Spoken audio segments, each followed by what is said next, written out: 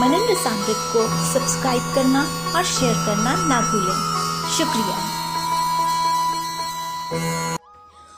ओम श्री गुरुचरण कमलेभ्यो नमः। गुरुर्ब्रह्मा गुरुर्विष्णु गुरुर्देवो महेश्वराय। गुरुर्साक्षात् परब्रह्म तस्मै श्री गुरुवे नमः। ओम वक्रतुंड महाकाय सूर्यकोटि समप्रभा निर्विघ्नं कुरु मे देव सर्वकार्येषु सर्वदा। वंशी विभूषितकरान् नवनीरिताभात्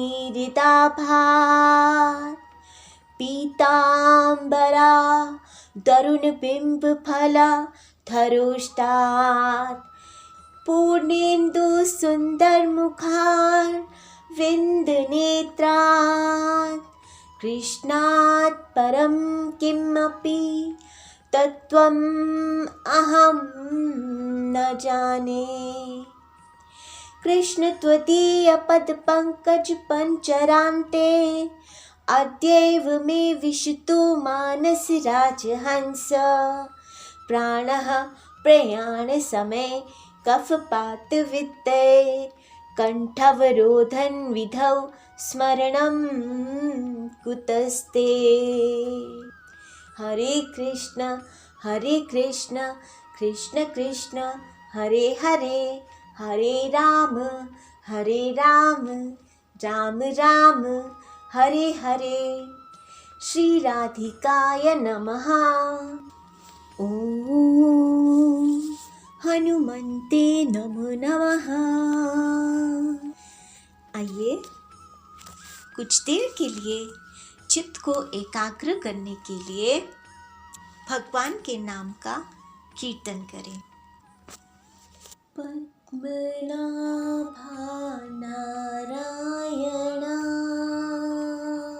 पद्मनाभा नारायण वैकुण्ठवासा नारायण वैकुण्ठवासा नारायण पद्मनाभा नारायण वैकुण्ठवासा नारायण पद्मनाभा नारायण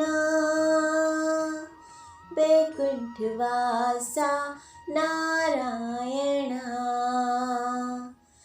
नारायण नमो नारायण नारायण नमो नारायण नारायण नमो नारायण नारायण नमो नारायण नारायण नमो नारायण नारायण नमो नारायण नारायण नमो नारायण नारायण नमो नारायण शेषशयन नारायण शेषशयन नारायण लक्ष्मीरमण नारायण लक्ष्मीरमण नारायण नारायण नमो नारायण नारायण नमो नारायण नारायण नमो नारायण नारायण नमो नारायण लक्ष्मीरमण नारायण शेषशयन नारायण लक्ष्मीरमण नारायण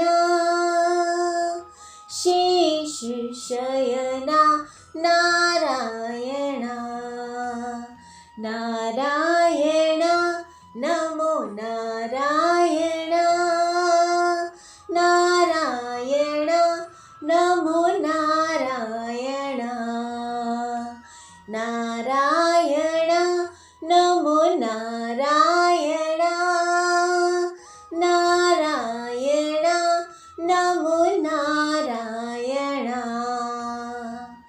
पद्मनाथ नारायण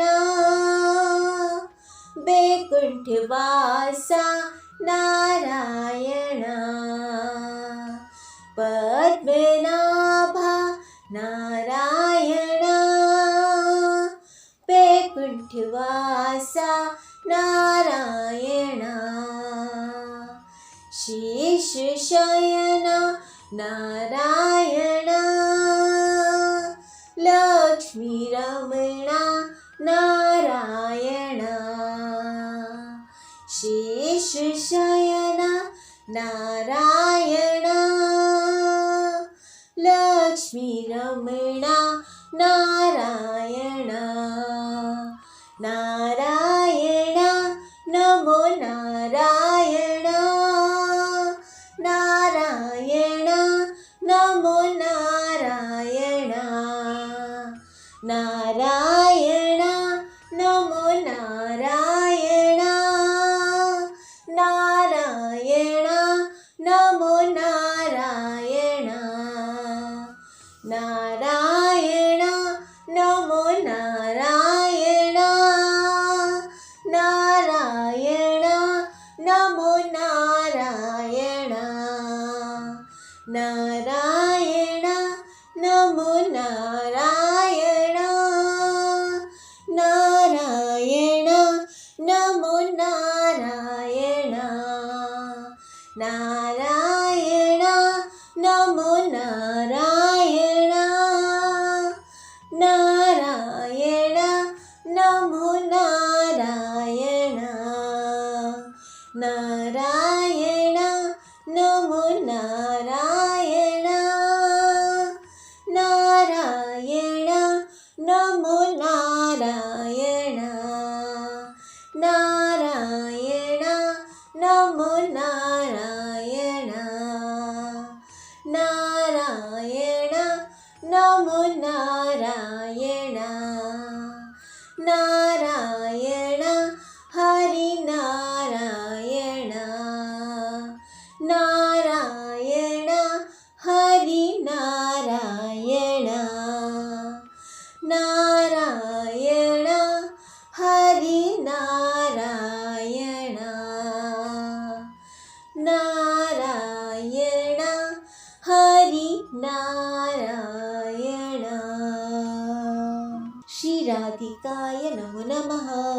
बंधुओं, पिछले वीडियो में हमने श्रवण किया था कि शौनक आदि मुनियों ने सूत जी से पूछा कि सभी शास्त्रों का सार क्या है और श्री भगवान ने यदुवंशी वासुदेव और देवकी के घर किस हेतु से जन्म लिया और उनकी समस्त लीलाओं का उद्देश्य क्या है। तब सूत जी एक बार फिर से श्री शुकदेव जी को प्रणाम करते हुए श्री शुक शास्त्र को ही सभी वेदों का सार बताते हुए और एक ऐसा साधन बताते हुए कि जिसके बाद किसी और साधन को करने की ज़रूरत ही नहीं, श्रीमद् भागवत जी की महिमा का एक बार फिर से वर्णन करते हैं। शौनक आदि का श्री कृष्ण के संबंधित प्रश्न पूछने पर उस प्रश्न की और शौनक आदि की सराहना करते हुए उस प्रश्न को आत्मशुद्धि का साधन बताते हुए सूत जी ने कहा। सूत जी कहते हैं, यह श्रीमद् भागवत अत्यंत गोपनीय रहस्यात्मक पुराण है। यह भगवत स्वरूप का अनुभव कराने वाला और समस्त वेदों का सार है। संसार में फंसे हुए लोग इस घोर अज्ञान अंधकार से पार जाना चाहते हैं, उनके लिए आध्यात्मिक तत्वों को प्रकाशित करने वाला यह एक अद्वितीय दीपक है। वास्तव में उन्हीं पर करुणा करके बड़े बड़े मुनियों के आचार्य श्री सुखदेव जी ने इसका वर्णन किया है। मैं उनकी शरण ग्रहण करता हूँ। नारायणं नमस्कृत्य नरं चैव नरोत्तमं देवीं सरस्वतीं व्यासो ततो जयमुदीरयेत्। मनुष्यों में सर्वश्रेष्ठ भगवान के अवतार नर नारायण ऋषियों को, सरस्वती देवी को और श्री व्यास देव जी को नमस्कार करके तब संसार और अंतःकरण के समस्त विकारों पर विजय प्राप्त करने वाले इस श्रीमद् भागवत पुराण का पाठ करना चाहिए। सावे पुंसां परो धर्मो यतो भक्तिर्थोक्षजे अहेतुक्य प्रतिहता ययात्मा संप्रसीदति। मनुष्यों के लिए सर्वश्रेष्ठ धर्म वही है जिसमें भगवान श्री कृष्ण में भक्ति हो, भक्ति भी ऐसी जिसमें किसी प्रकार की कामना न हो और जो नित्य निरंतर बनी रहे। वासुदेवे भगवती भक्ति योगः प्रयोजितः जनत्याशु वैराग्यम ज्ञानम च यद हेतुकम। भगवान श्री कृष्ण में भक्ति होते ही, अनन्य प्रेम से उसमें चित्त जोड़ते ही निष्काम ज्ञान का और वैराग्य का आविर्भाव हो जाता है। धर्म का ठीक ठीक अनुष्ठान करने पर भी यदि मनुष्य के हृदय में भगवान की लीला कथाओं के प्रति अनुराग का उदय ना हो तो वह निरा श्रम है। आगे के श्लोकों में बहुत ही आवश्यक ज्ञान दिया गया है जो हमें हमारे जन्म का, कर्म का, अर्थ का, धर्म का उद्देश्य बताता है। और यदि हमारा वही लक्ष्य भी है तो यही हमारे जन्म का, कर्म का, अर्थ का और धर्म आदि का श्रेष्ठ फल भी है। सूची कहते हैं, धर्मस्य ह्यापवर्गस्य न अर्थो अर्थयो कल्पते न अर्थस्य धर्मे कान्तस्य कामो लाभाय हि स्मृतः कामस्य न इंद्रिय प्रीतिर्लाभो जीवते यावता जीवस्य तत्व जिज्ञासा न अर्थो यश्चेह कर्म भी। अर्थात धर्म का फल है मोक्ष, उसकी सार्थकता अर्थ प्राप्ति में नहीं है। अर्थ केवल धर्म के लिए है, भोग विलास उसका फल नहीं माना गया है। भोग विलास का फल इंद्रियों को तृप्त करना नहीं है, उसका प्रयोजन है केवल जीवन निर्वाह। जीवन का फल भी तत्व जिज्ञासा है। बहुत कर्म करके स्वर्ग आदि प्राप्त करना इसका फल नहीं है। तत्ववेता लोग ज्ञाता और ज्ञेय के भेद से रहित अखंड अद्वितीय सच्चिदानंद स्वरूप ज्ञान को ही तत्व कहते हैं।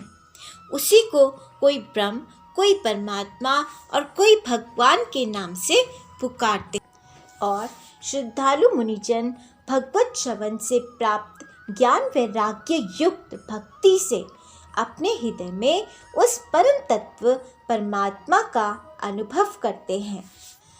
तस्मादेकेन मनसा भगवान सात्वतां पतिः श्रोतव्यः कीर्तितव्यः च ध्येयः पूज्यश्च नित्यता। इसलिए एकाग्र मन से भक्त वत्सल भगवान का ही नित्य निरंतर श्रवण, कीर्तन, ध्यान और आराधना करना चाहिए। कर्मों की गांठ बड़ी कड़ी है।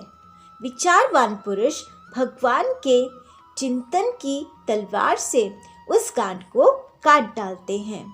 तब भला ऐसा कौन मनुष्य होगा जो भगवान की लीला कथा में प्रेम ना करे। तो यहाँ सूत जी ने बताया है कि भगवत कथा का क्या महत्व है, भक्ति की क्या महिमा है। बंधुओं, आगे के श्लोकों में नवता भक्ति में कही गई नारद जी, गीता में कही गई श्री कृष्ण जी और सूत जी की कही वार्ताओं का समन्वय है। यहाँ पर सूत जी ने कथा श्रवण और भक्ति करने की महिमा को समझाया है, जो कि श्री भागवत जी का रस है। ध्यान से सुनिए। वेद और दूसरे शास्त्रों की बातें हमें ऐसे कर्म सिखाती हैं जिनसे हमें ब्रह्मानंद तो प्राप्त हो जाता है, लेकिन ब्रह्म संबंध की प्राप्ति नहीं होती। ब्रह्मानंद यानी साधना, तप, ध्यान, यज्ञ, जाप आदि कर्म कर भगवान में लीन हो जाना, यानी भगवान से एक हो जाना। यहाँ अद्वैत का भाव है। जैसे कोई सागर में डूब गया तो मर गया, भगवान से एक होकर भगवान के ही हो गया, भगवान में ही डूब गया, भगवान में ही मिल गया, अब कोई अलग रहा ही नहीं। लेकिन ब्रह्म संबंध यानी भगवान से कोई संबंध बना लेना। यद्यपि जीव और भगवान में ब्रह्मानंद अद्वैत स्तर पर पहुंचा कर दोनों को एक कर देता है, लेकिन ब्रह्म संबंध अद्वैत होते हुए भी द्वैत भाव में ही आनंद से आगे भक्ति के 5 रसों को प्रकट कर उसमें भाव के समुद्र में तैरना सिखाता है। यहाँ डूब कर मर जाने वाली बात नहीं है। यहाँ भगवान से एक होकर भी भगवान से एक होने वाली बात नहीं है। यहाँ द्वैत का भाव है, जैसे राधा और कृष्ण, यशोदा और कृष्ण, मीरा और गिरधर, और ऐसे भावों में मनुष्य तैरने लगता है। तो यही ब्रह्मानंद से ब्रह्म संबंध बना कर देती हैं श्री भागवत जी। यही काम है श्री भागवत जी का। निर्गुण परमात्मा के तप में लीन श्री सुखदेव जी को भागवत जी ने ही कैसे सगुण परमात्मा के लिए जगा दिया था। ब्रह्म संबंध और ब्रह्म आनंद के बारे में यदि आप और जानना चाहते हैं तो मेरी और 2 वीडियोस जो मैंने पहले बनाई हुई हैं उन्हें ज़रूर सुनिए। ब्रह्मानंद और ब्रह्म संबंध और भक्ति के 5 रस।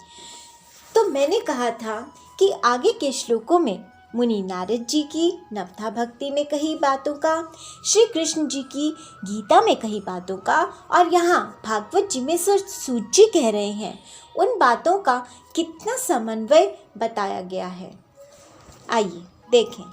श्रीमन्तां स्वकथां कृष्णः पुण्यश्रवण कीर्तनः हृदयन्तः स्थो हय भद्राणि विधुनोति सुहृत्सताम्। अर्थात भगवान श्री कृष्ण के यश का श्रवण और कीर्तन दोनों पवित्र करने वाले हैं। यश का श्रवण और कीर्तन अपनी कथा सुनने वालों के हृदय में आकर स्थित हो जाते हैं और उनकी अशुभ वासनाओं को नष्ट कर देते हैं, क्योंकि वे संतों के नित्य सुहृद हैं। यानी भागवत कथा भक्ति की ओर पहला कदम है। नवता भक्ति में बताई 9 भक्ति की सीढ़ियों में से पहली 4 सीढ़ियाँ क्या हैं? श्रवण, कीर्तन, स्मरण और पाद सेवनम। ये चारों हमें भागवत जी में मिल जाती हैं। श्रीमद् भागवत जी के पंडाल में जब आप कथा सुनते हो तो कीर्तन भी होता है, भगवान की लीलाओं का स्मरण भी होता है और यथाशक्ति आप कथा आयोजन में सेवा भी करते हो। तो इन सब से क्या होता है? आइए सुनते हैं इन सब से क्या होता है। भागवत का श्रवण, कृष्ण यश का श्रवण, पहली सीढ़ी नवता भक्ति की श्रवण। भागवत का श्रवण, कृष्ण यश का श्रवण, पवित्र कर देगा करम, नष्ट अवगुण सारे ही हो जाएंगे। कैसे? जैसे ही आप कथा सुनोगे आप जानोगे कि श्री कृष्ण को गौओं से प्रेम था। वो गौ की सेवा करते थे। तो आप जहाँ गौ देखोगे वहाँ गौ माता को प्रणाम करोगे। जैसे ही आप सुनोगे भगवान सबसे पहले सुबह गौ दर्शन के बाद माता पिता को प्रणाम करते थे, तो आप भी यही करने लगोगे। तो श्री कृष्ण कथा सुनकर धीरे धीरे उनके भक्तों की कथा सुनकर उनके भक्तों के और भगवान के थोड़े थोड़े गुण हमारे अंदर आने लगेंगे और अवगुण खत्म होने लगेंगे। और फिर क्या होगा?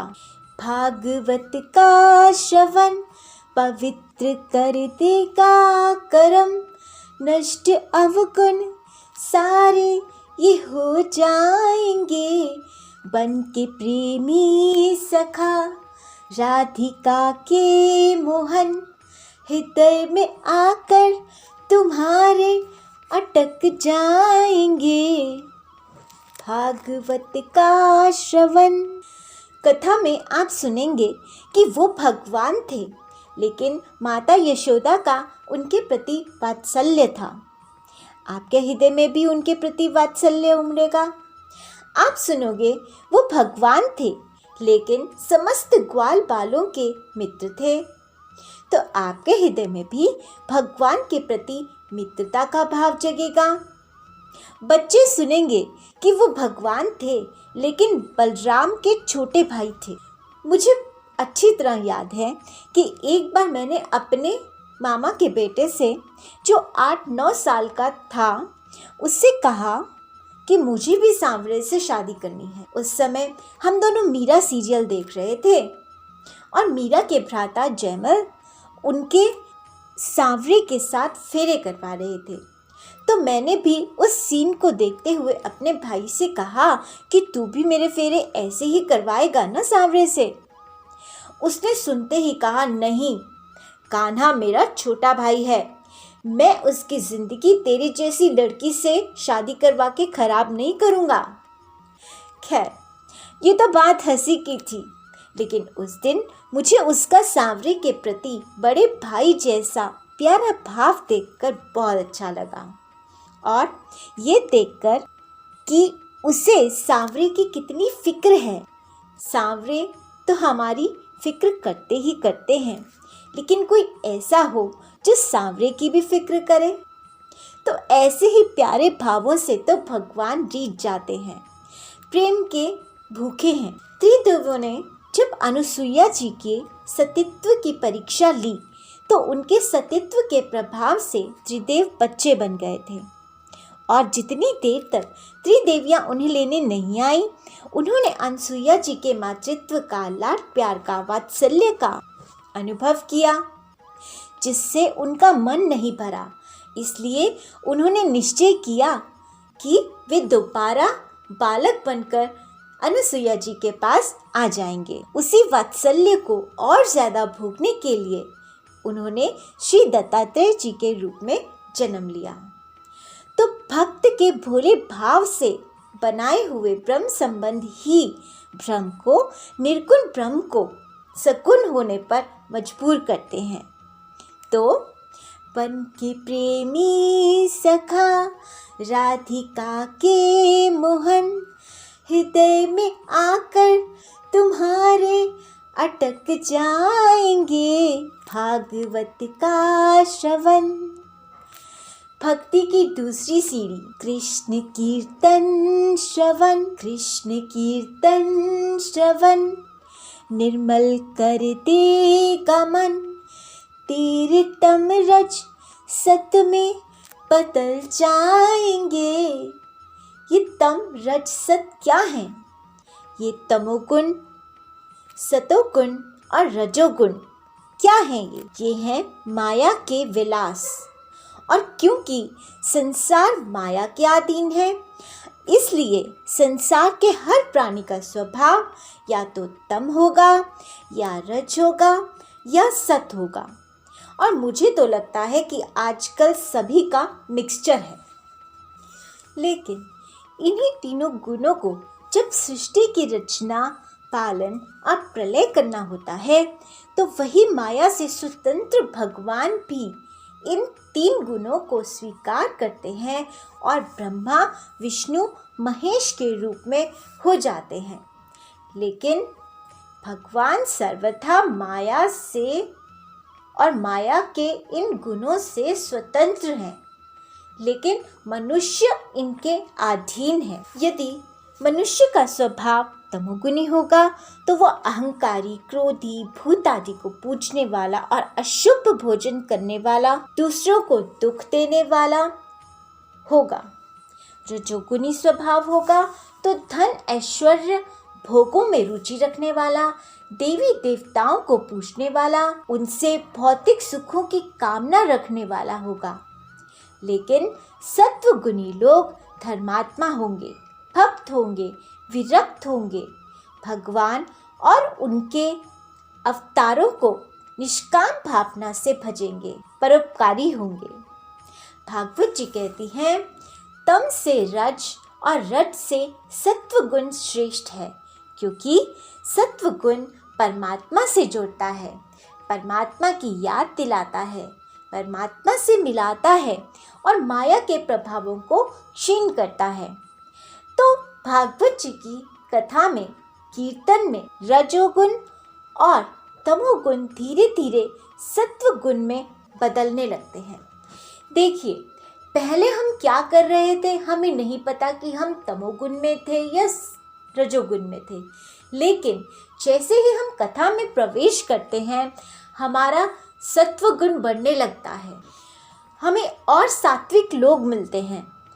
और सात्विक लोगों के लिए क्या होता है? वासुदेव परा वेदा, वासुदेव परा मखः, वासुदेव परा योगा, वासुदेव परा क्रियाः, वासुदेव परम ज्ञानम, वासुदेव परम तपः, वासुदेव परो धर्मो, वासुदेव परा गति। वेदों का तात्पर्य श्री कृष्ण ही है, यज्ञों के उद्देश्य श्री कृष्ण ही हैं, योग श्री कृष्ण के लिए ही किए जाते हैं और समस्त कर्मों की परिसमाप्ति भी श्री कृष्ण में ही है। ज्ञान से ब्रह्म स्वरूप श्री कृष्ण ही प्राप्ति होती है। तपस्या श्री कृष्ण के प्रसन्नता के लिए ही की जाती है, श्री कृष्ण के लिए ही धर्मों का अनुष्ठान होता है और सब गतियाँ श्री कृष्ण में ही समा जाती हैं। इस प्रकार सात्विक लोगों के साथ रहकर आप भी यही सोचने लगेंगे कि आपका सारा कर्म, आपका सारा जाप, आपकी सारी तपस्या, आपका सारा परोपकार, आपकी सारी सेवा, सब कुछ भगवान बिहारी जी की ही प्रसन्नता के लिए है। और क्योंकि आपको भगवान को प्रसन्न करना है, इसलिए आप सात्विक कार्य ही हमेशा करेंगे। तो क्या होगा? भागवत का श्रवण, कृष्ण कीर्तन श्रवण, निर्मल कर देगा मन, तेरे तमरज सत्य में बदल जाएंगे, मिटेंगी संसार की सारी आसक्तियाँ। मेरे पास धन हो, ऐश्वर्य हो, मुझे सारे सम्मान दे, आदि आदि संसार की सारी आसक्तियाँ क्षीण होकर हृदय में भगवान का नाम गूंजने लगेगा और वो पन के आनंद मन में समा जाएंगे। भागवत का श्रवण, कृष्ण कीर्तन श्रवण, भागवत का श्रवण, कृष्ण लीला स्मरण। नवता भक्ति की तीसरी सीढ़ी, स्मरणम। गीता जी में श्री भगवान कहते हैं, अर्जुन, जो भी कर्म करो उसे मुझे स्मरण करके करो और उसका फल भी मुझे ही अर्पण कर दो, तो तुम कर्म बंधन से बचे रहोगे। तो कृष्ण लीला स्मरण तोड़े कर्म बंधन। जब आप अपना यज्ञ, तप, धर्म, परोपकार, सेवा, खाना पीना, सोना, जागना, सब कुछ बिहारी जी को अर्पण कर दोगे तो आप कर्म बंधन में नहीं रहोगे। कर्तापन का अभाव रहेगा, सारे संदेह मिट जाएंगे। और क्या देखेगा कि करने वाला तो मेरी आत्मा बनकर मुझ में बैठा हुआ है, मतलब मैं का नाश हो जाएगा। और बन के आत्म प्रसाद वो मेरे प्रज के राज, निज आत्मा में दर्शन दे जाएंगे। लेकिन ऐसा मत करना कि किसी को धोखा दिया, भगवान आप पर अर्पण, किसी को लूट लिया, भगवान आप पर अर्पण। सत्कर्म जब आप करते हो, धर्म जब आप करते हो, सेवा जब आप करते हो, परोपकार जब आप करते हो, तो मैं का नाश हो, वहाँ बिहारी जी आ जाना चाहिए, जिससे कर्तापन के भाव का अभाव होगा, अभिमान नहीं होगा, सबको सम समझोगे।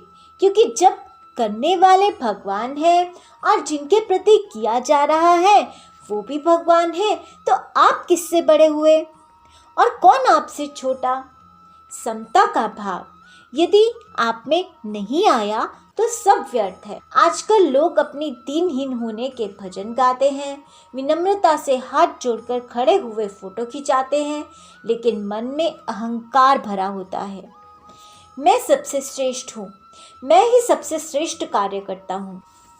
श्री गीता जी में भगवान ने बहुत ही प्यारा श्लोक कहा है, जिसका अर्थ है कि सभी संसार में मुझ में ऐसे समाये हैं जैसे कि एक धागे में अनेकों मोती। कौन सा मोती बड़ा, कौन सा मोती छोटा। इसी प्रकार कथा में जाने से हमारे मन में समता का भाव बढ़ता है, और जब सभी में समता का भाव आ जाता है, सभी में भगवान का भाव आ जाता है, तो बन के आत्म प्रसाद वो मेरे ब्रज के राज, निज आत्मा में दर्शन दे जाएंगे। तब भगवान हमें भी हमारी ही आत्मा में दर्शन दे जाते हैं। तो इस प्रकार श्रीमद् भागवत जी की कथा में जाने से हमारे गुणों में बढ़ोतरी होती है, अवगुणों में कटौती होती है, संसार से विरक्ति होती है, सारी आसक्तियाँ कम होती हैं, सब कुछ हम भगवान की प्रसन्नता के लिए करने लगते हैं और उन्हें खुश करने के लिए सत्कर्म ही करते हैं, और फिर हमारे में समता का भाव उमड़ने लगता है, सब में भगवान का दर्शन करने लगते हैं हम। और तब कर तन मन और धन कृष्ण सेवा में अर्पण। नवदा भक्ति की चौथी सीढ़ी पाद सेवन। पाद सेवन सिर्फ यही नहीं कि आपको मूर्तियों की ही सेवा करनी है, कथा में साधुओं की, गरीबों की, बीमारों की, अनाथों की, बेजुबानों की, कथा में इन सब में तन से, मन से, धन से, जैसे किसी की क्षमता हो करने का भाव दिया जाता है, जिससे भगवान की प्रसन्नता मिलती है।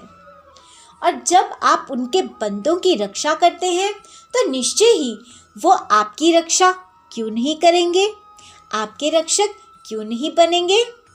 तो कर तन मन और धन कृष्ण सेवा में अर्पण, क्षण में प्रश्न भगवान हो जाएंगे, वो तीनों के सजन भक्त वत्सल मोहन, हित के रक्षक तुम्हारे बन जाएंगे। जब आप उनके बंदों की रक्षा करेंगे तो भगवान भी आपके हित के रक्षक बन जाएंगे। भागवत का श्रवण, भागवत का श्रवण, कृष्ण यश का श्रवण, कृष्ण कीर्तन श्रवण, कृष्ण लीला स्मरण। तो क्या मिलता है हमें भागवत जी से?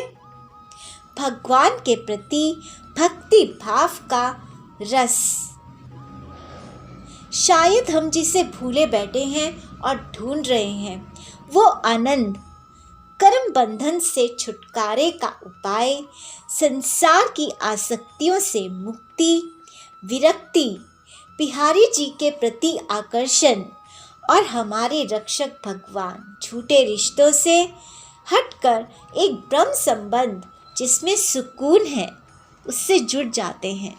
सद्गुण, सेवा, सुमिरन, सत्संग कितना कुछ देती है भागवत जी। और सच कहूँ तो मुझे कैसा लगता है?